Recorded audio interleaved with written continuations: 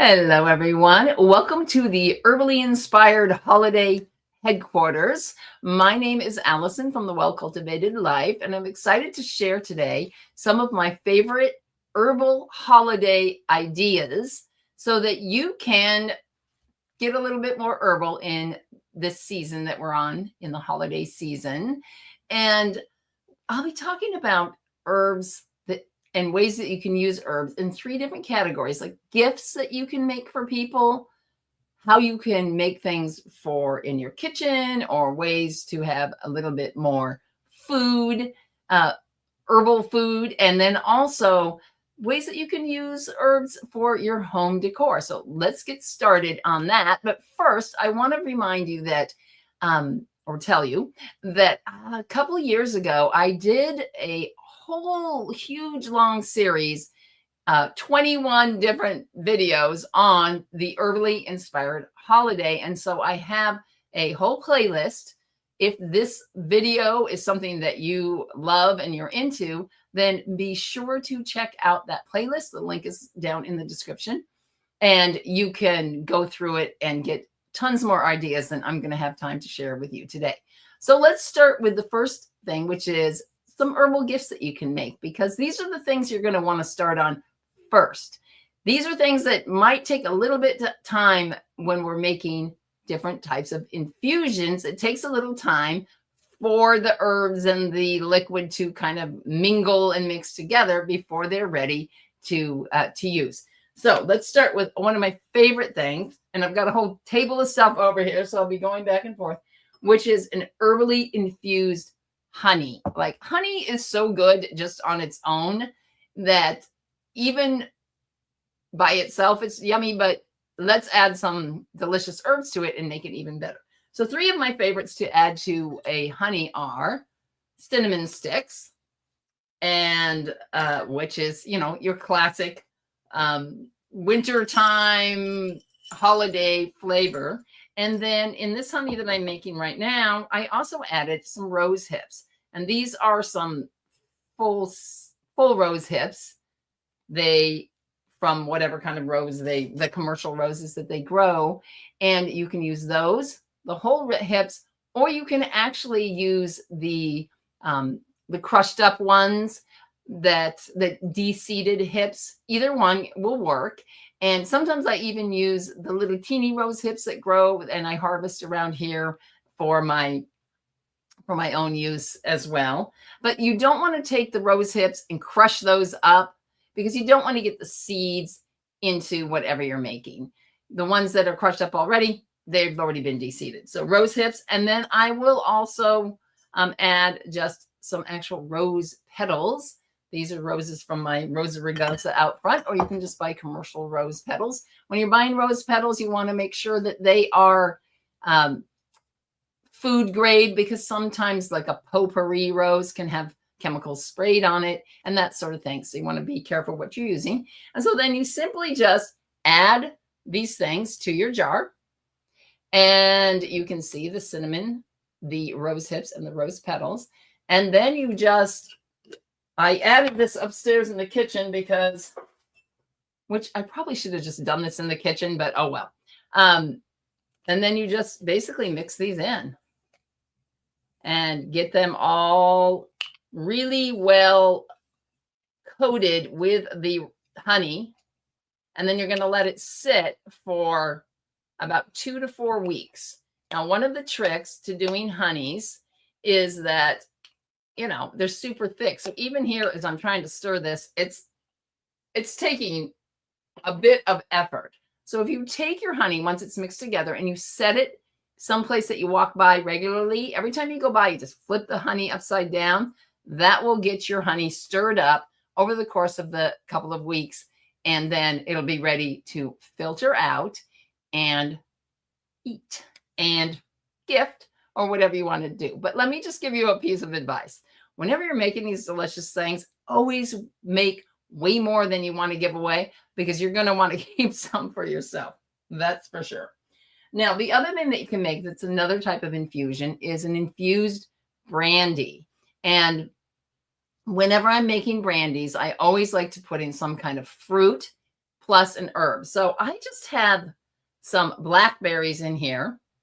I put about a cup of blackberries, and then I'm going to add about a half a cup of just this dried basil that, now normally when I'm making some kind of extraction, I want to really crush stuff up and so that it will infuse better. But when you're doing a honey, you don't want things crushed up because you won't be able to filter it back out again. In this brandy, I can crush these up a fair amount. Now, this is just your basic regular culinary basil that it has its own medicinal properties. It's actually really good for lung health and just kind of keeping things cleared out. And then you're just going to take whatever kind of brandy you prefer. And you could use a different type of alcohol if you want, vodka or whatever your favorite is. And you just, pour it over the top. And you're going to just fill it so that it's barely covered. So I'm going to start with just that amount. And then I'm going to mix it and I'm going to see how it absorbs. There's water in these frozen blackberries. So they're going to come in, and a day or two from now, I'm going to go back. I'm going to check it and see, do I need to add more brandy or do I have enough covering everything in there? And you can take this and set this next to your infusing honey. And every time you walk by, you can just give it a stir. And in, again, 2 to 4 weeks, you can sample it after a couple weeks and see if it's ready. Or take a little bit out and then just let it continue to infuse for a couple more weeks. And then you have a delicious brandy. Now, one of the things that I like to do is I love these little flip top jars. So this is a peach and fennel brandy that I made previously during peach season. And these little flip top jars are really nice for gifting. And you can get little labels to put on there and, with your own custom label and so on. And I think these are 4-ounce jars, which is nice because then you could do like a couple different things and make a little gift set for somebody in a basket. Now, the other thing that I wanted to talk about is my friend Rosemary here. Now, rosemary and other types of herbs make a great gift as well. The live plants, especially if you know that someone is likes to cook and likes to use a lot of herbs in their kitchen, just gifting them a live plant is always fantastic. Now, aloe is another great plant to give people because that has the medicinal properties. Should you burn yourself on your wood stove or on your kitchen or whatever during the winter, then it's really nice to have some aloe around. Now, rosemary is probably in my top, it's definitely in my top 5 favorite herbs. When you're an herbalist, you cannot just pick one herb that's your favorite herb, but rosemary is way up there because not only is it delicious in so many different types of things that you cook, I make it into a part of a tea blend that I have in the morning. It has helpful with your circulation. It's somewhat of a brain tonic as well, which we all need help with that. And it can help with digestion. It helps to digest fats specifically. This is why you often see rosemary with your, roast beef or leg of lamb or things like that. So just having rosemary is delicious and beneficial as well. Now, another great thing, speaking of rosemary and talking about things that we can use in the kitchen, is to make a rosemary or other herb or a mixture of herbs infused in vinegar. And vinegar, I always use the some type of raw apple cider vinegar. This is the Bragg's vinegar. It's just the most common brand that you normally see. And the reason why this is a good vinegar to use is because it has the natural probiotics in it. And so you get, not only is it good and you get the benefits of the herb, but you're also getting a probiotic help from that as well. So it's super easy to make an infused vinegar. You just take a jar like what I've been showing you here, anything. You can even use like a used peanut butter jar if that's what you have lying around. And then you just pack in the herb that you want to use. And then you just pour the vinegar over it and let it sit. fruit is also awesome in a vinegar as well. So on my blackberry brandy that I'm making, I could also make a blackberry vinegar. Sometimes I will add a little bit of balsamic vinegar in with my apple cider just to give it a little bit of that sweeter, smoother flavor to it. But I wouldn't use more than about 20 to 25% of the balsamic because, again, you want the probiotic properties as well. Now, you can use a fresh vinegar, and we're so lucky because you can just go in the grocery store and get all of these herbs fresh year round. And you can use a fresh vinegar, a fresh rosemary, or you can use a dried rosemary. But when you're ready to give away a vinegar to a friend, then you put it in your little jar. I always add a fresh sprig of rosemary in. It just looks nice and decorative. And again, you can make a nice little label for that and have it have a nice special homemade gift. Now, the honeys that you're making, these infused honeys, are so good. This time of year, what are we eating a whole lot of? We've got like decorative cheese platters and things like that. And so why not take some of the infused honey? If you have a brie or some other type of soft cheese, it's so good just to like drizzle that over the top of the cheese. And then also you can sprinkle just some dried or fresh herbs around. And so you're getting the extra benefit of the herbs along with this delicious cheese that you're eating. Now, another thing that I like to do, if you're an herb gardener and you harvest your own culinary herbs and spices, it's very likely that you've harvested way more than you are going to use in 1 year. And generally, it's recommended that 1 year is about the shelf life for most dried herbs. So why not make a culinary spice blend for friends and family? Now, I like to make spice blends, and I also make my own tea blend. So, for example, this is Tulsi Rose. I was going to show you, but it fell off the table.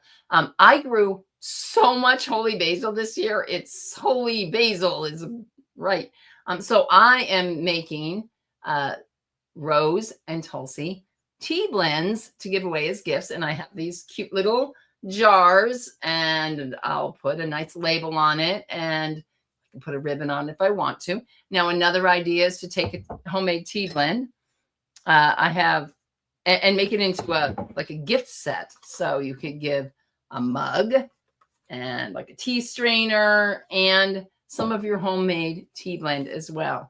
Here's another tea blend idea. It's nettles and what else is in there? Nettles, milky oats, chamomile, calendula, and some apple mint. And this is a nice nourishing blend. It's really good for the nervous system. It's good for the adrenals, and it's a nice blend for anyone to keep us calm and keep us healthy over the winter time.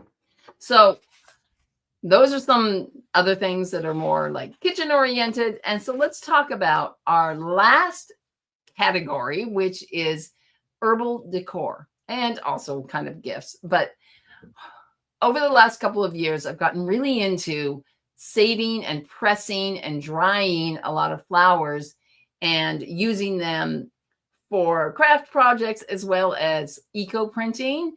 And so some friends of mine got together because I had so many, and we decided to make some floral decorated candles. And so we just got some beeswax and we poured the candles, and then we just put, this one has daisies and some goldenrod in there.